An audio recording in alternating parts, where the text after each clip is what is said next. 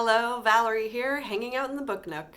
January was a great month of reading for me. I read a lot and I am not sure how I got so many books done. I think part of it is that I am not on social media as much. I have been scrolling less. I've also been watching less TV, and so I've been spending that time instead reading. I also got sick this month, so I had a week where I wasn't working and I was just kind of laying on the couch. So I got a lot of books read in January and I am excited to tell you about them. I think this is going to be a long video, so let's just dive right in. First, I have something to confess. I failed my no by January plans. If you watched my 2022 reading goals video, you know that I was trying to not acquire new books in January.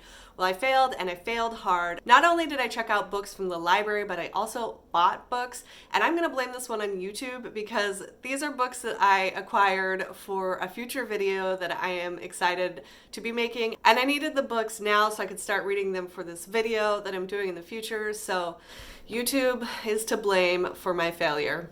I'm still planning on reading from my own shelves for January, February, March, and April, and I'm still planning on reading the themes that I have picked out for myself. And I will be reading the books that I both checked out from the library and bought. They will not be languishing on my shelves for too long. Old habits die hard. I don't feel bad about bringing home new books. Books are great. I don't think there's any reason to shame myself or make myself feel guilty. That's definitely not what we're here to do. Okay, so now that I've made that confession, let's dive right into the books that I read in January. The theme that I was reading in January was books with animals on the cover. And so most of these books have an animal on the cover, either as a picture or in the title. But there were 3 books that did not fit that theme that I read in January, and I'm gonna start with those. The first one is All Systems Red by Martha Wells. This was a book that I read for my in-person book club. So that's why it doesn't fit with the theme, because I wasn't gonna force my book club to read books that had animals on the cover. Although that might be a good idea. I might have to bring that up for next time. All Systems Red is the first book in the Murderbot series, and it was just a sheer delight to read. I wasn't sure about this book going in, whether I was gonna like it or not. I knew it was some kind of science fiction involving an android who has organic parts, so a part human, part robot. So the security unit is in charge of the safety of this science team that has gone down to this planet to do some natural resources research or some kind of scientific experiment. And so I wasn't really sure what to expect, if this was gonna be a hard-boiled science fiction android versus human book. But it turned out to be so much fun and just so very relatable, surprisingly relatable. The main character, the narrator, is a robot human mix, an android with organic parts, who calls itself Murderbot. It is in charge of taking care of this science team, making sure nothing bad happens to them. But then of course, while they're there, something bad happens to them. And what was so great about this book is that the Murderbot doesn't really want to do its job. It's not really happy that it's there. It's disconnected itself from the mainframe computer, so it's not getting the appropriate downloads. And it's just kind of languishing, wondering what else is out there. It's kind of finding sentience and just kind of thinking, is this all there is? Is my whole life devoted to protecting these humans that I don't even really like? So Murderbot has a bit of ennui and a bit of lethargy and is watching a lot of soap opera TV shows that it downloads into its brain system. But as things start to go wrong, Murderbot has to try and figure out where it belongs and who it's supposed to be protecting. I really connected with this book in a way that was incredibly surprising, and I'm really looking forward to reading more from this series. I already have put the second book on hold. This is a short book, a novella, but it packed a lot into such a short span of time. But also I was just kind of left wanting to know more about the world and about Murderbot and kind of see what other adventures they go on. So I'm looking forward to continuing with this series. The next book that didn't fit my January theme of animals on the cover is another book for a different book club. We're going to be reading books and then watching the movie adaptations. So, not that one. Where is that? So the first book that we picked for this book club was Murder on the Orient Express by Agatha Christie. It features Poirot, the detective. He has a long-running series. He's in a lot of her books. And this one I think is one of the more famous ones. I had a lot of fun reading it. I could see why people enjoy her style and this book in particular. Basically, this is about a train that is headed across Europe and it gets stuck in a snowbank and one of the passengers is killed. So you have kind of a locked room mystery happening here, and then you have Poirot, who is trying to solve the murder. And it was very playful and fun. It was dialogue heavy, which I don't know that I was expecting. I haven't read a lot of Agatha Christie. I've read, I think, one of her books. And so it was dialogue heavy, which made it very bingeable and very easy to read, but I was left wanting more atmosphere, more description of the train or the world that they were in. I live for atmosphere, and I just didn't get that with this book. I did think there were some funny moments and some clever moments, and I loved the part where Poirot sits down to do some thinking, and then he's like, well, it's so obvious, you idiots, and his friends who are helping him, like the doctor and the guy who owns the train or something, they're like, oh, duh, why didn't we see this? So it was a lot of fun, and it's always good to go back to a classic and to see where the mystery genre has developed and how it has developed from, you know, like a very classic locked room Agatha Christie. It's hard to go wrong with her. The ending was a very interesting choice. So if you have never read this book, I would recommend it. I don't think it'll take you very long. The third book that does not fit the January theme of animals on the cover is one that I accidentally checked out from the library. And I know you're like, how does that happen? You can't accidentally check out a book from the library. Well, I had thought that at the end of 2021, I didn't have any more holds for me at the library. And then a couple of weeks, not even, like 1 week into January, I get an email and they're like, hey, this book has come in. And I was like, what book? So I had put this book on hold a long time ago. It is a book that was on my most anticipated mystery thriller suspense list for 2022. And it is a book that is getting a lot of buzz and a lot of people are talking about it, and it has a long hold list at the library. And so I was like, you know what? I'll check it out and I'll read it. No big deal. So that book is The Maid by Nita Prose. And this was a very quick read for me. I flew through it. It was very compelling, but I do have to say that I was really disappointed in this book at the end. For me, it did not live up to the hype. On one hand, it was a very quick read. Like I said, I just devoured it quickly. It was hard to put down once I got involved and invested in the story. On the other hand, when I got to the end, I was like, what did I just read? What are the implications of this? Who is this character that I just spent 300 pages with? And it felt like the wrong person was on trial at the end. And okay, let me back up. Let me tell you what this book is about. So The Maid is a mystery novel. It is set in a very ritzy hotel, and our main character is a housekeeper at this hotel. And she is set up as kind of a socially awkward person who doesn't really understand the social mores or how to interact with people. She's very quiet, very reserved, doesn't always say the right thing, doesn't always pick up on the right social cues. In the course of her job, she goes into this penthouse suite and finds a guest dead in the bed. And because of her personality, she is linked to the murder fairly quickly. The police begin to suspect that she may have had something to do with this man's death. And then a series of events takes place where the maid is trying to prove her innocence, and her friends are helping her, or maybe they're not helping her. And you get to kind of see the secrets of the hotel and all these things that have been going on inside this hotel. So then at the end, there is a trial, and it seemed to me like the wrong person was on trial, and I was very confused about the logistics of the trial itself. It didn't really make a lot of sense. Obviously written so that we, the reader, could understand all the secrets and all the behind the scenes things that we didn't get to see, but it just didn't work for me. The reveal was just kind of weird. In addition to that, the main character herself was confusing to me. I didn't understand if the author wanted her to be just like this socially awkward, quirky character, or if she was trying to develop her as a neurodivergent character, or perhaps even someone with developmental disabilities. There was a lot of inconsistency within the character that made it hard to understand what exactly the author's intentions were. And I think the story suffered from it because there was like a lack of clarity as to who this person was supposed to be. So if they were supposed to be neurodivergent, that's fine, that's great. But it would have been a very different kind of book than the way that it was set up. If it was supposed to be neurodivergent, I don't think it played well on the page. I think there were some problematic things if the person is supposed to be neurodivergent. But that's not actually what is in the text. There's never like explicitly stated or specifically stated in the text. You just kind of get this like a little bit bumbling character who doesn't say the right things and doesn't act the right way in social situations and maybe trusts people a little too much. She kind of just doesn't see what's going on around her.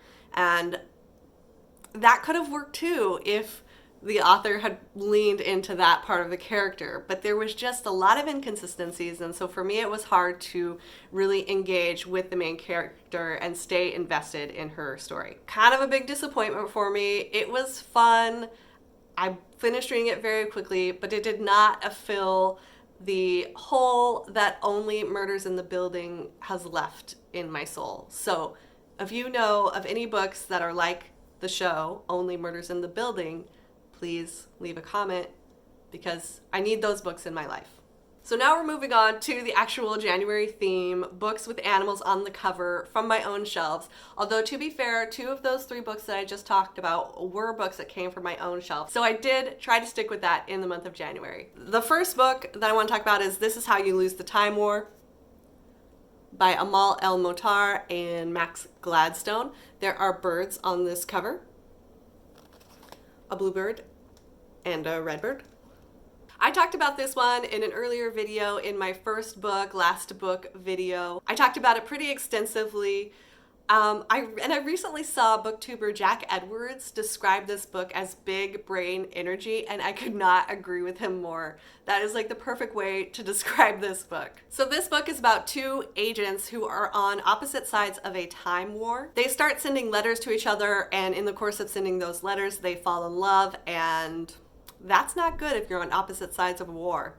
The prose in this is exquisite. The plot is playful, but also heartbreaking. I'm not sure I fully understood what I was reading all the time as I was reading it, but I did really love this book. The next one I want to tell you about is 3 Dog Night by Bienia. This one I acquired in the month of January, even though, I was trying not to acquire books.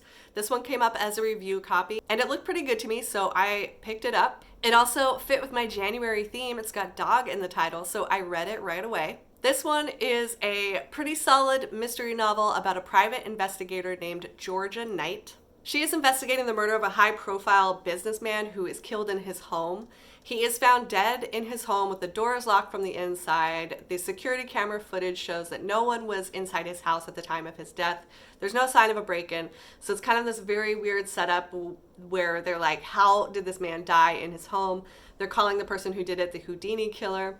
And so the private investigator, Georgia Knight, gets pulled into this case by the family members who are trying to figure out what happened to their brother. So she definitely has her work cut out for her as she investigates this case. She's also being stalked. Someone is leaving threatening messages on her doorstep, on her car, and so there's kind of a dueling storyline here with this mystery novel that made it really engaging. The main character was smart and resourceful, and at times had like this very funny, dry sense of humor that I enjoyed. She reminded me in some ways of Olivia Benson from Law and Order, so I really enjoyed this private investigator mystery, and I will definitely be looking for more Georgia Knight books in the future. This book was number 3 in the series, but it did work well as a standalone. I have not read any of the other books in the series, though I want to, but I was able to follow the plot of this book without having read any of the previous books, and I was able to engage with the character. I'm sure there were probably things that I was missing, that layers that I would have enjoyed more if I'd started with book 1, but you can read this book as a standalone. It does work. Next up is Winter Counts by David Heska, Wanbli, Weiden. There's a buffalo silhouetted on the front of this cover. This is a gritty crime novel set on a Lakota reservation with a main character, Virgil Wounded Horse. He is known as the local enforcer of his tribe.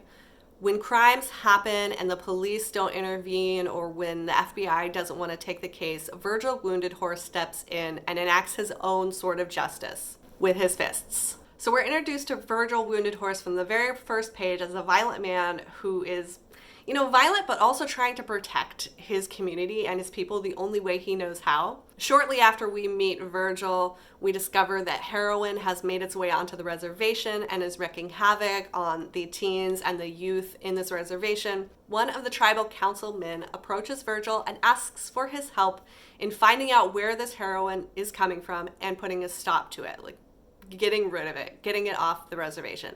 So Virgil, after a little bit of back and forth with this councilman, decides to take on this task. For me, this was a high-stakes crime novel with no easy answers. It was a story that burned with heart and with anger and love. And I liked Virgil as a character. There were so many interesting layers to him. How on one hand, he was a violent and vengeful man with a lot of anger. But on the other hand, he was loyal. He was caring to his family. He wanted to improve his community. And he was just trying to do it the only way that he knew how with the resources that he had. I really like this book, but I do feel that it may be difficult for some readers, for more sensitive readers. There was a lot of violence on the page, some discussion of drug use, drug overdose, and just like some very difficult topics, but not in a gratuitous way, not in a way that felt over the top. It worked with the story, it worked with the characters. So that's why I think of it more of as like a gritty crime novel, but I really did enjoy this one. Another book I found to be completely gripping was How Much of These Hills is Gold by C. Pam Zhang. There are tigers on this cover, on this beautiful cover here. This is a lyrical and literary historical novel about a family in the American West searching for gold, trying to make their fortune, trying to survive, trying to find home, trying to find a place where they belong. This book starts out with a young woman, Lucy. She is standing over her father's dead body, wondering how she and her sibling are going to survive this traumatic thing that has just happened to them. They don't have anything but the clothes on their back and the horse that they steal from their teacher. They set off on a journey together, first to try and bury their father, but then it turns into a much bigger adventure as they try to find a home, as they try to find themselves, as they try to fit in to a land where nobody wants them. There are issues of race and immigration, land, gold, greed, death, identity, ghosts. A lot is going on in this book. It was beautifully structured and beautifully written. There was just so much heartbreak and fierce, wild beauty, and I just was cheering for these characters and feeling with them as they went through these experiences together. This is so far my favorite book of 2022. If I keep up with the amount of books that I've been reading, I don't know if it'll stay at the top, but it'll be a hard one to knock down. I loved this book. I'm still thinking about it. It's still like giving me chills. I want to like read it again. And I like folded down pages, underlined things. I wouldn't be surprised if you see me talking about this book again in the future. Stick with me. I've got 2 more books and then some information about next month. If you watched my 2021 reading stats video, I think it was that one, or maybe the nonfiction one. I don't know. One of the videos I was talking about how I wanted to read more nonfiction in 2022. And so I went to my nonfiction shelf to see if I had any nonfiction books with the animal on the cover. And I had one, Rabid, A Cultural History of the World's Most Diabolical Virus. It's got a rabid dog on the front. Poor dog. Basically, this is exactly what it sounds like. It's a history of rabies, a history of the disease, as it ravishes populations, how humanity has evolved with the disease. It brings in mythology, art, culture, stories, in addition to science and disease study. It talks about the ways that people interacted with this devastating disease across the centuries and how we have evolved to come to know it as something more than just like a werewolf disease or vampiric disease, as something that we maybe can try and figure out and vaccinate against. So obviously rabies is not super rampant in the United States. We vaccinate our dogs, and for the most part, it is not a disease that comes up, but it is still a devastating disease if you are infected. I think one of the things that he was trying to do with this book was bring awareness to the fact that rabies still doesn't have a cure. Yes, there are vaccinations, but if you're bit and then start to show symptoms of rabies, chances are you're going to die. And so it's a It was interesting to learn about this disease that is still very deadly. However, because not many people are getting sick with it, there's not a lot of interest in studying it or trying to cure it. So there were a lot of disturbing things in this book about animal deaths. And there were a lot of interesting things about the evolution of disease and virology and studying rabies. But it was just kind of like a so-so for me. There were times when I was interested and times when I was kind of just skimming and a little bit bored. I don't know if I would really recommend it unless you're like very much into the history of diseases or really want to learn about rabies. I don't want to end this video on a ho-hum review about a ho-hum book, so I'm going to tell you about the last book that I read in January. It was a bit lighter of a read than Rabies. That book was Homewrecker by Jill Westwood. This is a contemporary romance about a woman who is running from a mistake that she made. She was living in New York City and kissed a coworker who was married, and so she's having, obviously guilt and regret, and she flees New York City to go stay with her father who's living in North Carolina with his high school sweetheart. So she's gonna stay down there for a couple days, and she has this grand plan that she's gonna try and convince her dad to come back to New York with her. So her dad is living on this goat farm with his high school sweetheart. Her dad raised her as a single dad, and now he finally has a chance to find true love, and here she comes blazing in, wanting to take that away from him. But instead, she maybe falls in love with a sexy paramedic who is living on the farm as well. Obviously, they're going to fall in love. This is a contemporary romance. We all know how this ends, right? So I found this one to be playful and cute. It was a bit of a slow burn romance. You kind of have a little enemies to lovers trope happening. There's definitely a lot of small town charm with this book. I liked the main character. I found her to be compelling and complicated. She didn't always do the right thing. She didn't always say the right thing, but she did seem to learn from her mistakes and have her heart in the right place. The main hero, on the other hand, we didn't really get to know him very well because we only saw him from the heroine's perspective. He doesn't have any narrative chapters. And I feel like the book suffered a little bit because of that. He became more of a two-dimensional character rather than a fully fleshed person that we could engage with. So he came off a little flat. But I still really like this book. There were some steamy scenes, but not a lot. I do think it leans more towards chick lit, contemporary women's fiction, not erotica, but there definitely were some steamy moments, just not a lot. But yeah, it was a great way to end the month with a little bit of small town romance charm. That's a lot of books. If you're still with me, thanks for sticking around this long.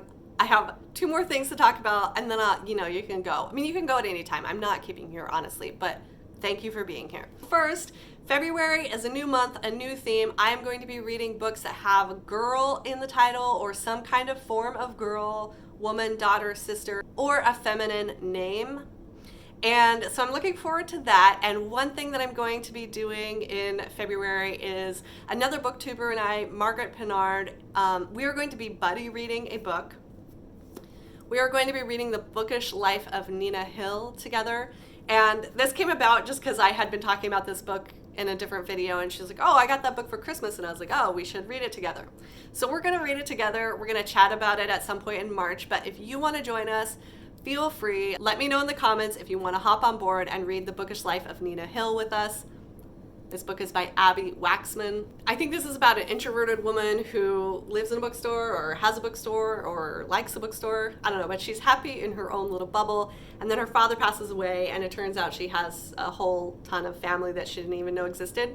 And they kind of come in and shake up her life. There might be a little bit of romance thrown in there as well. It sounds pretty cute. I'm looking forward to reading it. So I will give you more details about the discussion that Margaret and I are going to be doing when I know when that's going to be happening. Sometime in March, I don't know. I'll keep you posted.